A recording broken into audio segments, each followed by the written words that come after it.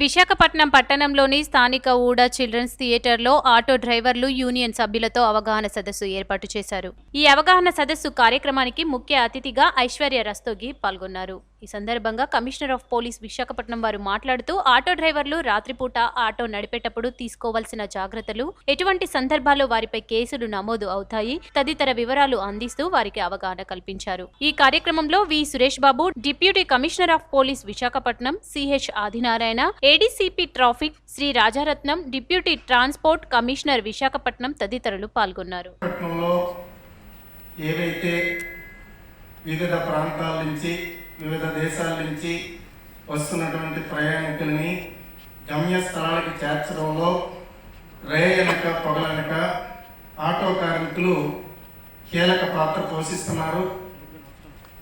ఇక్కడ విశాఖపట్నంలో ఇప్పటిదాకా ఇతర ప్రాంతాలను పట్టి పోలీసు చూస్తే విశాఖ నగరంలో ఆటోల ద్వారా జరిగినటువంటి క్రైము ఒక మాటలో చెప్పాలంటే జీరో అని చెప్పి చెప్పొచ్చు. ఈ మధ్యకాలంలో కొన్ని సంఘటనలు జరుగుతూ ఉన్నాయి. ఈ మధ్యకాలంలో స్టీల్ ప్లాంట్ దగ్గర జరిగినటువంటి ఘటన కానీ, అంతకు పూర్వం పిఎంపాలలో జరిగిన ఘటన కానీ, ఈ రెండు ఘటనలు కూడా ఇవాళ పత్రికల్లో, టీవీల్లో అధికారుల నుంచి ఆటో డ్రైవర్లు చేశారని చెప్పి వచ్చింది.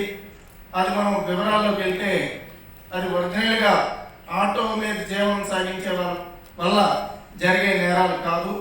కొంతమంది దొంగలు, ఇందాక సిఐ గారు చెప్పినట్టుగా క్రైమ్లో అలవాటు పడినటువంటి వాళ్ళు కూడా ఈ ఆటోలు దొంగతనంగా పట్టుకొని వెళ్ళి వాటి మీద ఈ రకమైనటువంటి క్రైమ్ చేస్తున్నటువంటి వాళ్ళు తప్పితే నిజంగా ఆటోలు నడుపుకొని జీవనం సాగించే మన డిటిసి గారికి, ఏడీసీబీ ట్రాఫిక్, మన పోలీస్ డిపార్ట్మెంట్ సిబ్బంది ఆఫీసర్స్కి కూడా అందరికీ నమస్కారం. ఫస్ట్ ఈ సమావేశం ది మెయిన్ ఉద్దేశం ఏంటంటే సిపి గారు ఆదేశం మీద మనం విశాఖ సిటీని ఇంకా ఎలా సేఫ్ అండ్ సెక్యూర్గా భద్రత పెంచుకోవచ్చు ఆ ఉద్దేశంతో కొన్ని ఇష్యూస్ని ఐడెంటిఫై చేయడం జరిగింది. ఆ ఇష్యూస్ని మనం కొద్దిగా విచారిస్తే మనకి చాలా మంది స్టేక్ హోల్డర్స్ ఉంటారు. ఇప్పుడు గవర్నమెంట్ స్టేక్ హోల్డర్స్ ఉంటారు, పబ్లిక్ ఉంటారు, అదేవిధంగా మీడియా మిత్రులు ఉంటారు, ఆటో మిత్రులు ఉంటారు, అదేవిధంగా అదర్ గవర్నమెంట్ ఆఫీసర్స్, డిఫరెంట్ రకరకాలుగా ఉంటారు స్టేక్ హోల్డర్స్. సో అందులో మనం పోలీసింగ్ పరంగా చూస్తే one of the main stake holders is మన ఆటో యూనియన్స్. ఆటో ఎవరైతే డ్రైవ్ చేస్తున్న వ్యక్తులు ఉంటారు, మిత్రులు ఉంటారు. మన దగ్గరే దాదాపు డిటిసి గారు ನಾವು కరెక్ట్ చేసుకోవచ్చు. I think we have more than 15,000, 15,000 కంటే ఎక్కువ, ఆల్మోస్ట్ 20,000 ఆటోస్ రిజిస్టర్ అయి ఉన్నాయి విశాఖ సిటీ ప్రాంతంలో. సో ప్రతి ఒక్క ఆటోకి మనం లెక్క చూస్తే కూడా 20,000 మంది దాదాపుగా ఆటో తోలుతున్నారు. సో ఇందులో మన నేరాలది కూడా మనం ఒకసారి విచారిస్తే కొన్ని ఈ మధ్య కాలంలో మనకి ఏం బయట వచ్చింది దట్ కొన్ని నేరంలో ఆటో ఎవరైతే తోలుతున్నారో వాళ్ళు ఇన్వాల్వ్ అవుతున్నారు, లేదంటే దొంగ ఆటో తీసుకొని దాంతో ఇన్వాల్వ్ అవుతున్నారు. సో ఓవరాల్ హోలిస్టిక్ గా లా అండ్ ఆర్డర్, క్రైమ్ ని ఎలా కంట్రోల్ చేయొచ్చు, పబ్లిక్ సహకారం మన ఉన్న ఎఫర్ట్స్ లో ఎలా పెంచుకోవచ్చు, ఆ ఉద్దేశంతో ఈ కన్సల్టేటివ్ మీటింగ్ అందరూ ఆటో సిబ్బందితో, ఆటో మిత్రులతో పెట్టడం జరిగింది. దీనికి కేవలం మెయిన్ ముఖ్యమైన అజెండా ఏంటంటే నైట్ సేఫ్టీ ఆఫ్ పబ్లిక్. ఎవరైతే రాత్రి పబ్లిక్ సిటీలో మూవ్ అవుతుంటారు వాళ్ళ భద్రత ఇంకా ఎలా పెంచుకోవచ్చు, that is one important agenda. కానీ అది కాకుండా కూడా ఆటో సిబ్బందులకి చాలా వరకు సమస్యలు ఉండొచ్చు.